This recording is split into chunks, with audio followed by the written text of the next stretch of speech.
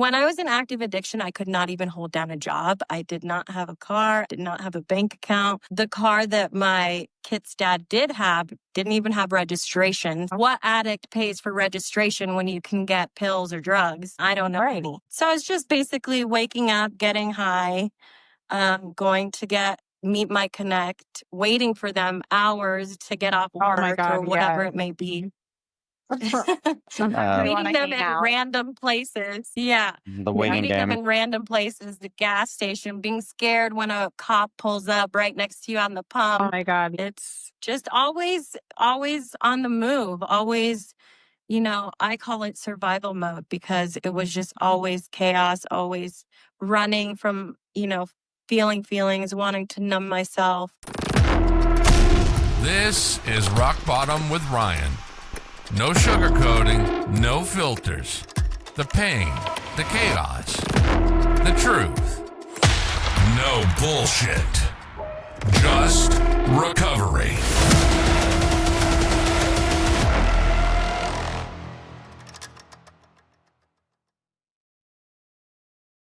Thank you for watching another episode of Rock Bottom with Ryan. And this episode is brought to you by Sober Strong Apparel.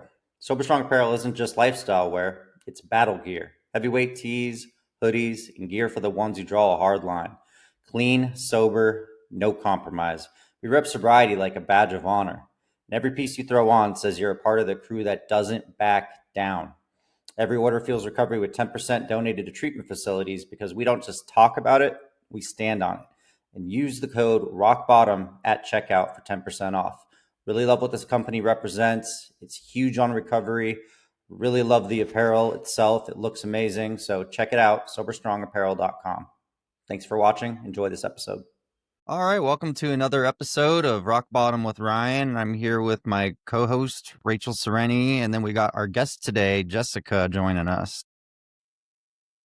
Jessica, Hi. would you like to introduce Hi. yourself? Tell us where you're from, a little bit about yourself. Yeah, my name is Jessica. I'm born and raised in California. Recovering addict, been clean for over 4 years. Lost my daughter to the system twice. Ended up getting her back. I have full custody of my 6-year-old daughter. Wow. Yay. Okay. Congratulations. 4 years sober. Oh my Wow. God. What was your drink or drug of choice? DOC was oxycodone, bars, and muscle relaxers. So a Okay. little bit of a cocktail. A little bit of like Oh, yeah. Xanax and stuff like that. Okay. Yeah. Bars and somas. Oh, wow. Somas are muscle relaxers. Muscle relaxer. Okay. I think the only muscle relaxers I've ever had were like cyclobenzaprine or something. And I remember they fucked me up because I drank on them. So, Yeah. not good. Oh, God. Yeah. So would you kind of just give us like a little background of like what your childhood was like, kind of upbringing, and kind of like how you started getting into a little like drug use, drinking, stuff like that, and how it escalated? Yeah, sure. So my childhood was pretty normal for me, I think. Like I grew up in California, suburban, and my dad, though, he was an abusive alcoholic, and my mom I love my mom. Both my parents have passed away. My mom was a self-harmer, so it was like in and out of, I call them loony bins. I don't know, psych wards. So she was in and out of that. But I feel like, my mom always loved me. My dad, on the other hand, was very abusive. My parents ended up getting a divorce, and he always blamed me for that divorce because he was abusive. So she didn't want her kids to be subjected to that, which I don't blame her. But so I dealt with that with my dad, always just not feeling worthy. Like, why is he doing this to me? I don't blame my childhood or that trauma on my addiction, though. What got me into it was, always wanting to be the party girl, being popular in high school. And then I met this guy, and he was the party boy, and I really wanted to be a part of that scene. And so he was, selling drugs, and I just went along with it. My parents didn't do drugs. Like I was very sheltered from that. I really didn't even know what drugs were until I was in my senior year of high school when I was introduced to this guy. And one day I was like, I really don't feel good. And he's like, oh, just take one of these. You'll feel better. And Wow. he's like, you're just withdrawing. And I was like, I didn't even know what withdrawing was at that point. And Oh, then man. I never wanted to feel like the flu again. So I just kept doing it over and over again. And that's what got me hooked. So I don't blame it on my childhood. I don't even blame it on this person who, by the way, is my child's father.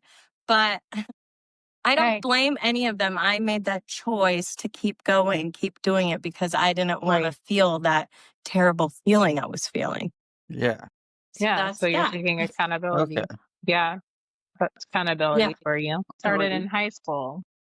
You guys started in high school? Yeah, I was in active addiction for 12 years straight. Okay, Never from like stopped. high school on? High school until I finally got clean in 2021. My clean day is 6/19/2021. Originally first started trying to get clean in 2017. Thank you. 2017, I tried the methadone clinic, but for me, that didn't work. I just kept getting high with methadone. I mean, for me, Right. that wasn't the route, but I did end up getting clean with Suboxone and I ended up doing the MAT assisted program. And when I first went to rehab, I told them, do not put me on the highest dose. I was determined at this point. Do not put me on the highest dose of Suboxone. I am going to wean off. If you guys give me the highest dose, I will walk out of here. And eventually they gave in to me because I told them I do not want to be on Suboxone for the rest of my life. And of course, in treatment, you can't cut up the strips because they were the strips you put under your tongue, not the injections. And when I got out of rehab, I ended up just cutting my Suboxone down myself and weaning off myself, which is Wow. not Good for pretty. you. It's not fun. Right. Yeah. I know. No, I'm guilty. Somebody had tried to offer me Suboxone for gabapentin in treatment, and I was just like, I don't know what Suboxone will do to me. So I looked it up, and I was Yeah. like, I was taking naltrexone at the time, and they said that I would have some bad reaction if I tried Suboxone. But I was like, all right, I'm not even going to do it Right. because it's like my sober date will be delayed if I'm taking Suboxone, and I'm not even prescribed it. But of course, when you first go into treatment, I'm trying to think of any way to kind of feel better, but. Yeah, that was my Right. almost experience with Suboxone. So does it like give you this similar high, just less intense, or what is it? No, for me, Suboxone didn't keep me high at all. It just kept me well enough to get through the withdrawals because I was taking so many, I call them blues, oxys. I was taking so many at that point that the Suboxone didn't even touch me. It was not a high for sure. It was just keeping me from like cold sweats crawling out of my skin completely. And I still was having those feelings, even with the Suboxone. So yeah, for me, it wasn't a high at all. It was just to get me through the withdrawals. Wow. And just to Jesus. backtrack a little bit, could you describe like the day in the life of you in active addiction? Chaos, complete chaos. I mean, when I was in active addiction, I could not even hold down a job. I did not have a car. I did not have a bank account. The car that my kid's dad did have didn't even have registration. So we're riding dirty all the time because what addict pays for registration when you can get pills or drugs? I mean, I don't know any. Yeah. So it was crazy. But so it's just basically waking up, getting high, going to meet my connect, waiting for them hours to get off work or whatever it may be. Meeting them in random places. Yeah. The waiting Meeting them game. in random places, the gas station, being scared when a cop pulls up right next to you on the pump. My God, yeah. All the time. Things like that. Give me back. Yeah. It's just always on the move, always. I call it survival mode because it was just always chaos, always running from, feeling feelings, wanting to numb myself. That's what I equate it to. Wow. So how were you consuming the drugs? Were you just popping them orally or snorting them or injecting? Like, how did that work? I snorted and I smoked them. Okay. And that was, I would say, mainly. I don't think I ever popped them, to be honest. Yeah, so I think it was Xanax. Yeah. Yeah, it was Xanax. I was snorting it, I'd say, half the time. Yeah. And they're Oh, the disgusting drip. too. Yeah. Yeah. But the Like, blues, I enjoyed the drip. Like I would try to like save it in my mouth or, it's they disgusting. The smell like things I do. marshmallow. They smelled like Yeah, marshmallows they're from what I remember. really? I don't know. I Don't remember remember that. it smelling. I knew somebody that did that I hung out with, and every time I would go hang out with him, like it was just so casual. And I remember it smelling it. I was like, this kind of smells like marshmallows to me. That's how I always designate. I was Marshmallows. like that's how I know he's on it. And then he would lie. I'm like, I smell that marshmallows. Yeah. So were you working at the time, or like how much money do you think you were putting into drugs at the time, or would you get them for free because you knew the people, or how? So we had a dirty doctor. So you just get people to put in, sell some of them to pay for the script. Yeah, that's how we did that. Later on in my addiction, okay, so for the beginning of my addiction, yes, I was working. I couldn't hold down a job though. After it got too deep, I would always be calling out because I was sick. I could not work, or I'd do drugs in the bathroom and they would notice that I was nodding off. So I could not hold down a job. But later on, I would sell my Suboxone because I started, like I said, I started getting clean in 2017 or trying to. And I would sell my Suboxone to get the drugs that I wanted. That's how I kept it going. And on top of the dirty doctor, it was pretty easy and accessible to get anything you want. How much do you think street value do you think you were doing throughout the day or week, Oh. if you had to like guess? Okay, so pills, let's just say oxycodone, right? Those today, at the time, I was getting them for very cheap, and this is through 12 years. In the beginning, they started at like $8 a pill. Then at the very end of my addiction, which is when I knew I could not afford it anymore, they were going for $1 a milligram. And so that would be $30. Jesus. Talk about. And I was doing about 10 to 12 a day. So I'm a mother myself. Every waking hour, I would be doing a pill an hour. It was crazy. Yeah. And then you when you had your ran daughter in out, you couldn't get access. 2019. I'm sorry, say that again. You go first, Ryan. First, Rachel. No, I was saying, so 2019 or 2020, you had your daughter? She's 6, you said, so 2019? Yes, I had her in 2019. I got her taken when she was 3 months old. Okay. Wow. Okay. And when you found out you were pregnant, because I'm a mom and I was like a heavy alcoholic when I found out I was pregnant.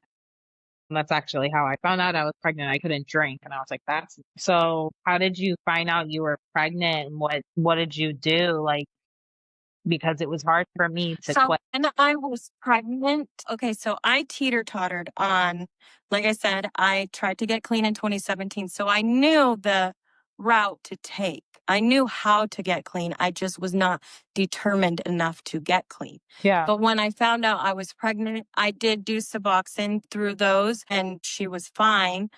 But after she was born is when I started using again. Wow. Yeah. And how were they able to like prove that you were using? Because I'm sure that like knowing that you were going to lose your daughter, like I'm sure you tried to fight for it, obviously. How did they prove that you were using? Like, did they urine test you? Did they catch on to your behavior? no. Talk to your friends?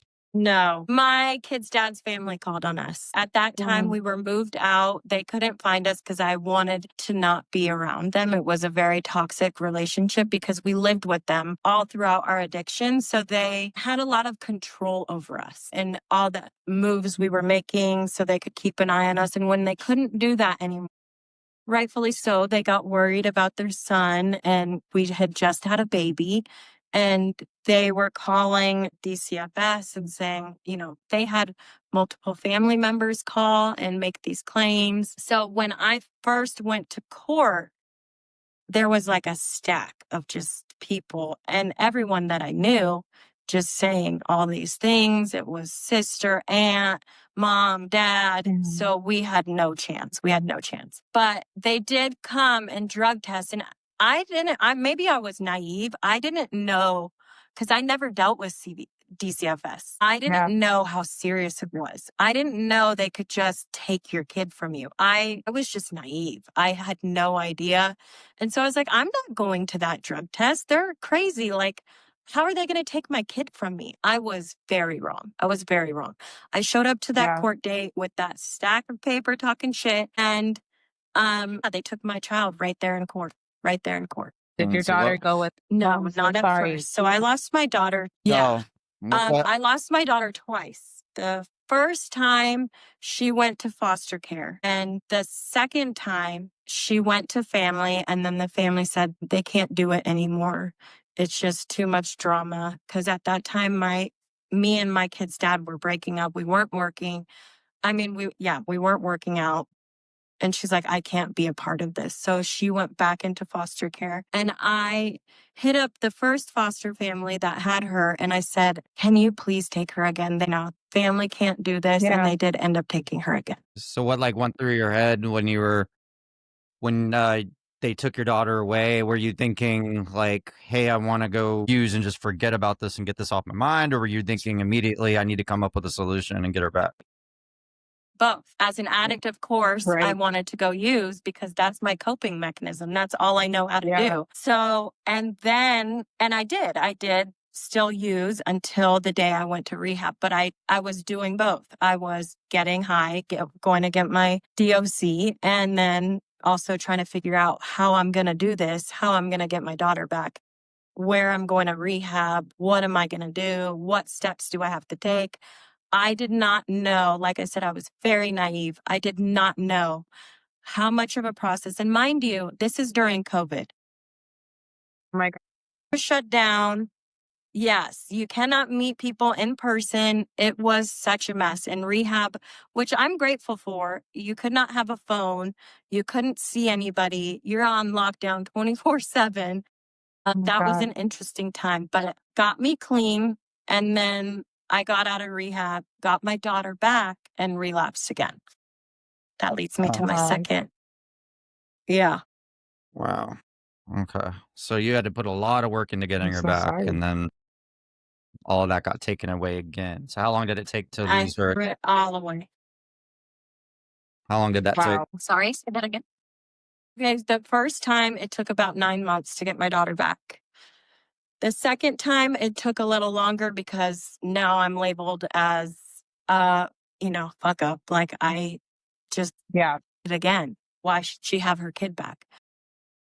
So the second time it took a little longer. And I did 90 days of rehab. I did outpatient rehab. I did sober living. I did anger management. I did parenting classes. I did counseling. I did meetings. I did everything under the sun. Yes, the second time after leaving my child's dad, because when you have two addicts together, it is very hard to stay clean. When one says, we can just do it this one time. Yeah. We're not going to go back. We'll just do it this one time. Let's celebrate this day because we made it through the week, whatever it is. I was a people pleaser and I wanted to, make him happy and okay, fine. And it just kept bringing me backwards. That's when I knew I could not do this anymore. I could not be in this relationship anymore if I wanted my kid back. Yeah.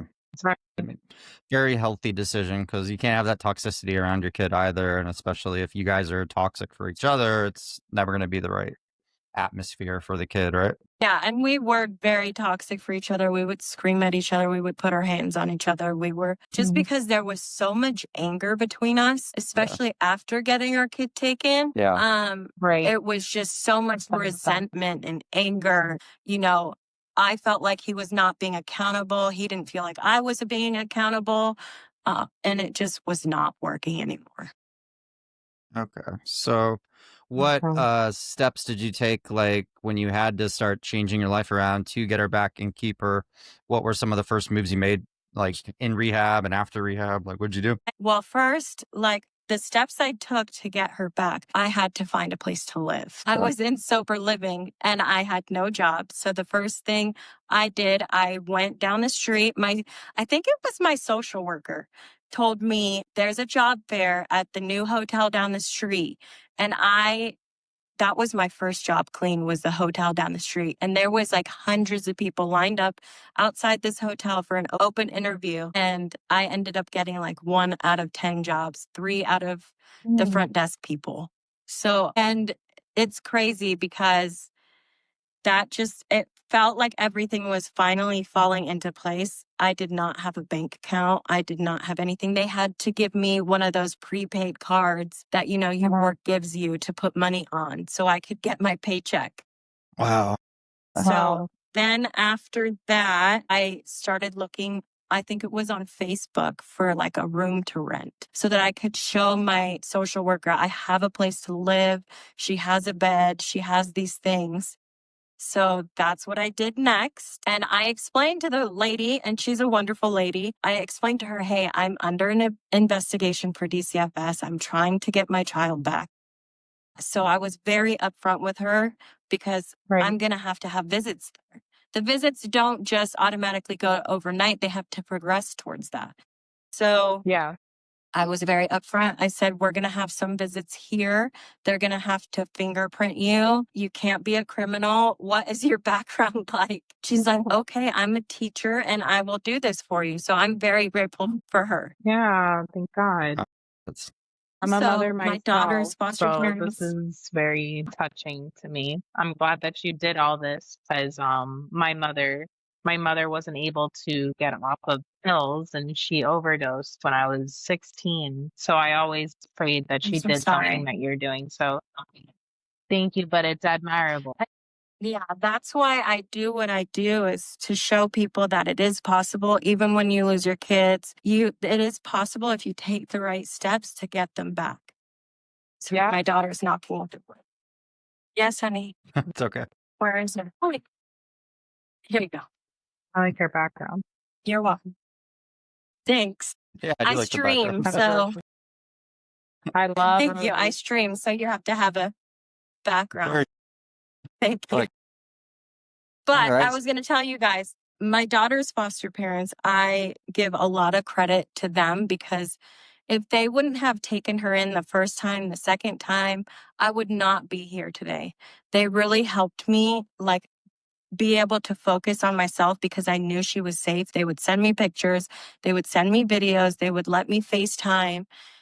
And without them, I would not be here. My daughter today still thinks that those are her grandparents. So she Wow. talks to them all the time. Like, great. she blows them up. So I hear so many bad stories about. I've heard so many stories about foster parents and bad, like, horror stories of like abuse and all these other things taking place. It's nice to refreshing to hear a good story about foster parents actually playing a role, not only in the kids' life. Yeah, that is great to hear. Yeah, that's why I tell it, because there are a lot of bad foster parent families. Yeah. And to be honest, when my daughter first went into foster care, she didn't get placed with them. I met my daughter for the first time at a government agency after she got taken. And this foster family didn't, and I'm not hating anyone who doesn't speak English, but they didn't speak English. I didn't understand what they were saying. They didn't say hi. They had like a blanket over her car seat. She looked like she had been crying all night. Her knees were all scraped up. Immediately, I called my social worker. I said, you better get her the fuck out of that house. I will not stop until she leaves that house. Something is going on and it's not right. She did not look okay.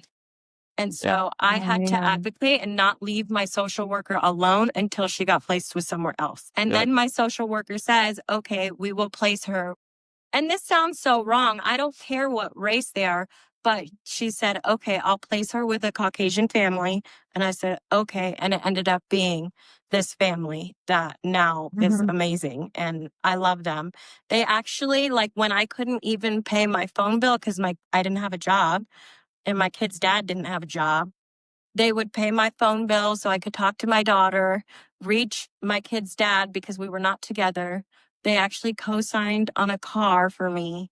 Like, they have done all the things. Yeah, they're really incredible people. And I acknowledge that not everyone is as lucky as I am with these foster parents, but they have fostered more than 14 families. So I know those 14 families. are probably very grateful that their child was with them. Wow. Wow. They sound like amazing people. Seriously. Yeah, they are. They are. Seriously. Seriously. And then you And decided to get sober, and what did you do from there, like, to stay sober? Like, what are you doing now? I did. Yeah, I think it's for me structure.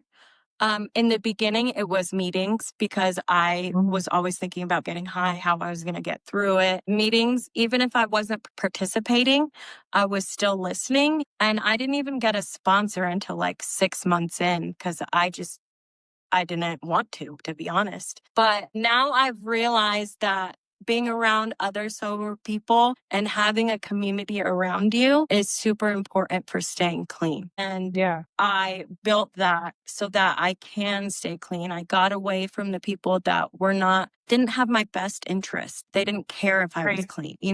I needed people that were going to be like, okay, and keep me accountable too yeah. because I Right. never was held accountable for anything before that, and that's how I got a sponsor. She made me do the NA workbooks, read to her on Zoom calls.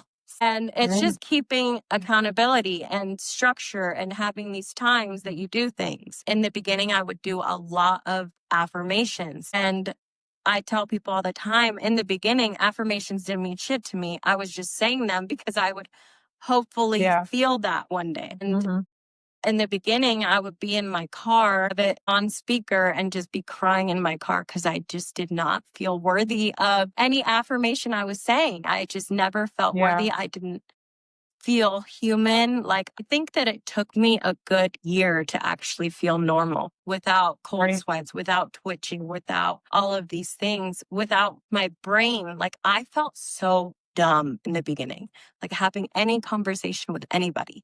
I just felt Yeah. so dumb. Like I couldn't even form an actual sentence. Yeah, it took me a good year to actually feel normal again. Yep. I can Totally understand relate that. to that. Yeah. I wasn't like, Yeah.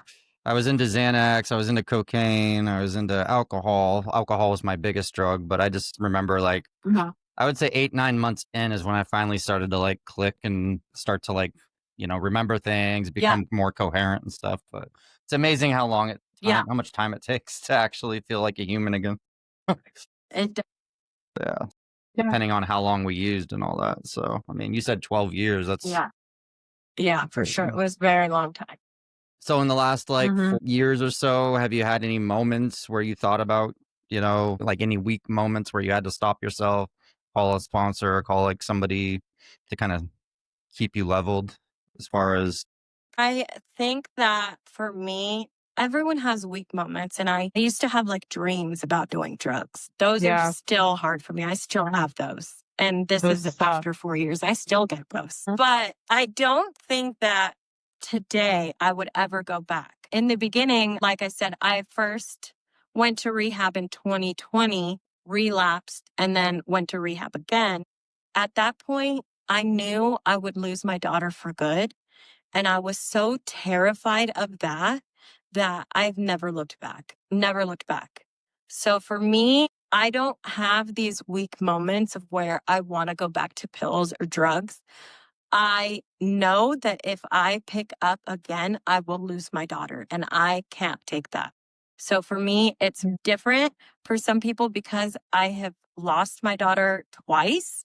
That the second time I was very determined and told myself, you cannot go backwards. You can only go forward. Yeah. If you go backward, like people say, you will end up dead in jail, which I've already done both of those, but you will be gone for good if you do this again.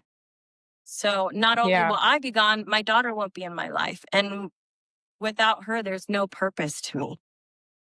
Yeah. Yeah, she's definitely my why, for sure. It's amazing. yeah. Yep. And Rachel, I you get can it. relate having a kid, and Rachel, you haven't. Did you ever come close to losing Gabriel at any point? Not legally. His father did threaten to get a lawyer, and I was just like, whatever, because like I'm prescribed Xanax, and so joke's on you. And so that was my loophole in my mind. And then not only that, but drinking, I was like, all I have to do is just not drink for 4 days and pass a drug test, and I'm prescribed Xanax. So what are you gonna do? But in reality, now that I look back at it, if he would have gotten custody, I would have been really heartbroken, but I understood. I was driving drunk all the time with him, and it was just really chaotic and scary, and I wasn't present. So his father threatened it constantly, but I was just always just like, it's not gonna happen. Like, it's not gonna happen. But it could have easily happened, Yeah. or worse, like I was saying, the driving with him in the car. So Yeah, for both of you, obviously having kids, I don't have kids of my own, but I can just see like when I've interviewed mothers and parents in general, it's like that is a motivation within itself to get sober and stay sober. I think, Yeah. because he's just, I mean, But even before that, like she was saying, I would be in the car just nodding off. Like it's so dangerous to do the things that we were doing, even Yeah. without kids in the car. Like you can crash and die, Yeah. and we're kill taking somebody that. Literally. else. Yeah. Yeah, kill somebody else, and we're taking Yeah. that risk not only for ourselves but the people around us, and we were okay with that. That's 2 casually. hours before I got arrested, I was blacked out and I drove for 2.5 hours before I stopped at my destination before getting arrested. I don't remember driving that whole entire 2.5 hours, and I was really far away from my house. So Yeah, just blackout driving. yeah. Yeah, no, I should have Horrific. like a couple thousand DUIs, and I just think back of how I used to casually get into my car after work, hike of Gatorade, and just casually drink it in traffic on the way home. I'm like, Jesus, all I have to do is like accidentally run in or, look down and hit somebody in the back, and they have a child in the car, and then I'm not only hurting people, but I'm in a lot of trouble too. So it's just not worth it. Yeah. It's nice to not be riding Yeah. dirty for the first time ever for the last year. I know that when I first got my Yeah. driver's license back, I was so happy. Yeah, it's like, oh, Oh, I got yeah. It's like, insurance oh my again. Yeah. gosh, I'm legal. I Yeah, got insurance. I know. I got registration. The other day, somebody It's was crazy riding. the things that Somebody it's was, crazy the things that you're so proud of after getting clean, like just these small wins, like getting a Yeah. driver's license, getting insurance, getting Yep. health insurance. You Yeah, know, Yeah. it's so just being a good citizen. Yeah, like the other day, I was being a normal citizen. like Yeah. switching lanes without using my blinker, and there was a cop behind me, and I'm like, I just thought to myself, like, really care if I get pulled over, because for the first time ever, I'm not doing anything illegal, like besides a We're traffic not violation. scared of the cops anymore. Exactly. Oh, Good yeah. Pull feelings. me over, So, bitch. yeah, I'm like, Yeah, bring exactly. it. Yeah, like, Yeah. develop a little bit of an ego sometimes, but it's like we got to be proud of ourselves. Yeah. Yeah. Yeah, but Mhm. it's great. So like what's 24-hour period look like now with in sobriety? Like 4 years later, how's it look now with your daughter, with everything and all your relationships? How's that going? Well, I had a lot of amends to make. Hurt a lot of people in my active addiction, but now I'm grateful to say I have made all those amends. I have a relationship with my siblings again.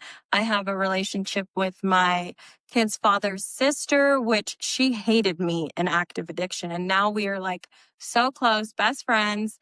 And we both have kids the same age and they FaceTime all the time.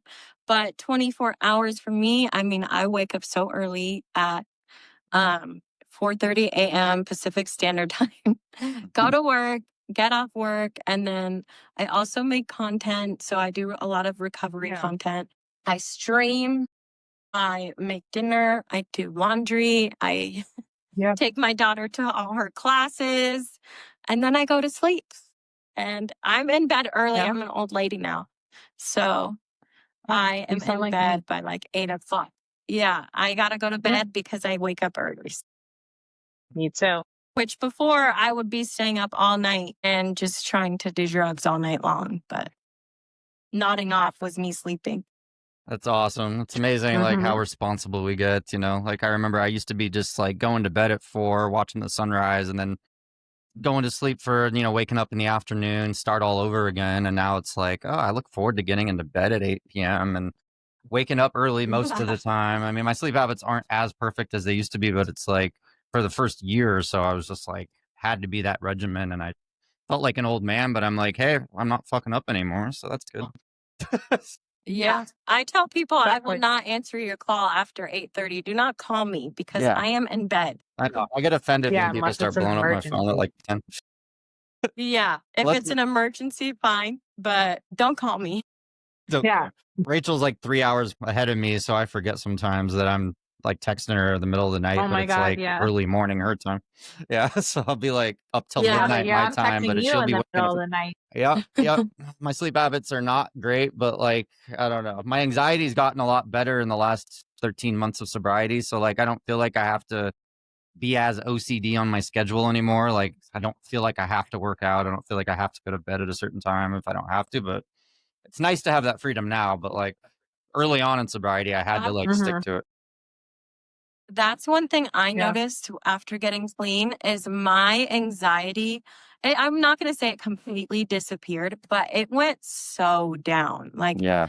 it's crazy how much calmer Yeah. I feel now that I'm clean and I don't have all these things to be worrying about. I'm not waiting for the other shoe to drop. Yeah. It's like my anxiety is so much better. It's like we were creating our own Yeah. anxieties and our addictions. It's like Yeah. we're just Right. creating more problems with people in our lives or creating more problems with our home life, our work life. It's like, all those things start to fix themselves the longer you get sober and you're just like, okay, this is actually kind of easy. Yeah. Yeah. Life does get easier. It's not that bad. Yeah. And like we've Well, been talking about with other guests is like it's so much more than just taking away the drugs, take away the alcohol. It's like you do have to change up your entire outlook on everything. yeah. You do. Oh yeah. Sounds like Yeah. you've done. And I'm sure, like, after losing your daughter a couple of times and fighting so hard to get her back, which I find really, really inspiring, honestly, to show mothers out there that, like, it's not impossible to get them back and actually make something of it. Is your relationship with her incredibly close now because of all of that? And if she were to, like, ask you kind of what happened in those times, would you be able to, like, answer that? Or is that kind of a tough question? I'm so sorry. I did not hear any of that. It's got to be this internet, so I don't know. Am I sounding clear now? Yeah. Yeah. Okay, sorry. So, like, did losing your daughter a couple of times and fighting so hard to get her back, which I find really inspiring for other mothers out there, did it make your Oh relationship yeah. closer? And has she ever asked, kind of like what happened during those times, if she remembers much of it? She doesn't remember any of it, which I'm very grateful for. It's like I said, Yeah. she was only 3 months old when I got her taken. By the time I got her back, I was already progressing in DCFS's eyes. So I was still seeing her. She was spending the night, spending weekends with me. But I got her back like a little bit before she turned 3 for the second time. So she doesn't really remember a whole lot. She's never asked. But I do plan on in the future explaining to her what happened and why, because her and her dad and I are not together. I have to explain that. Um, and yeah, and he has taken a different route. It took him a lot longer. So we had just different paths, and I'll have to explain that to her too. Like I moved states too, so he doesn't get to see her all the time. Once I was done with all of that in California, I said, I'm getting out of there. Like, I'm not dealing with this anymore. So we moved states, and I'll have to explain why we did that too, and why she doesn't get to see, her biological dad all the time. So I have a lot of things to explain to her when the time is right and when she asks. Okay, Right. good. And it sounds like you're prepared to answer those questions. You're prepared, just like when you get sober, you have to deal with all the making amends and resentments. It's like you're prepared for anything at this point, it sounds like. Yeah, I've done a lot of shadow work. I've done a lot of self-awareness therapy. I've done a lot of work on myself, a lot of reading, a lot of just chilling and understanding that calm is not a bad thing. Just being able to sit with myself and sit with my feelings, even if they're crazy feelings, toxic feelings, just learning how to navigate those feelings when I want to feel crazy, when I want to blow up on my kid's dad, when I want to blow up on somebody, how to just, sit there and not act on those. So Yeah. I've done a lot because Right. I was a very angry person.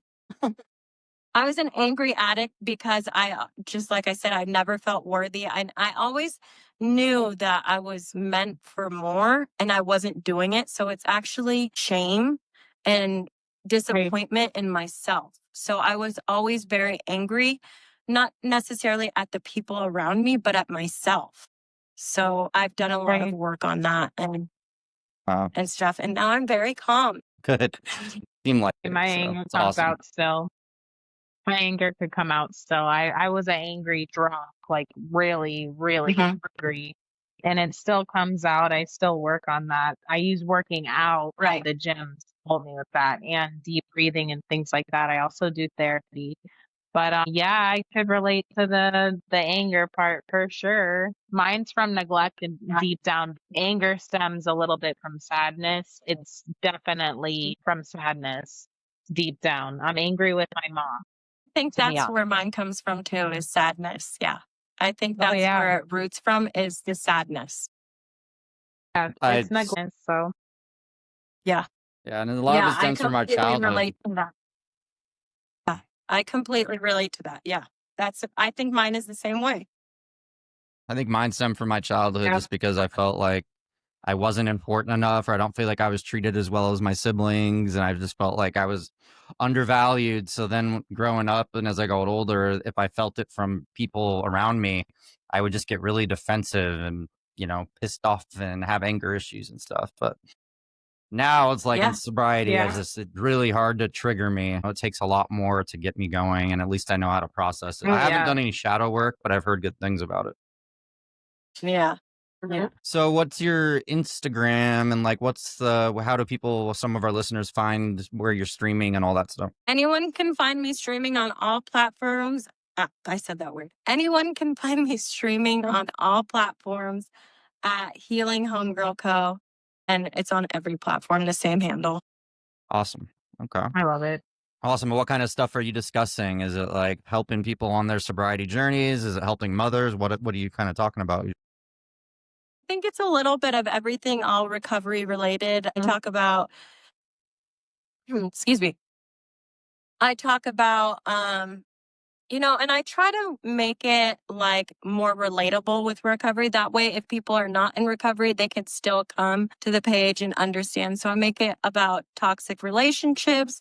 I make it about working the steps, how that can be funny. I Yeah, make it about me losing my daughter, things I've learned in addiction, rehab. I talk about all kinds of different things, but it all is yeah, recovery related or relationship related. So yes, that's what my content is based on.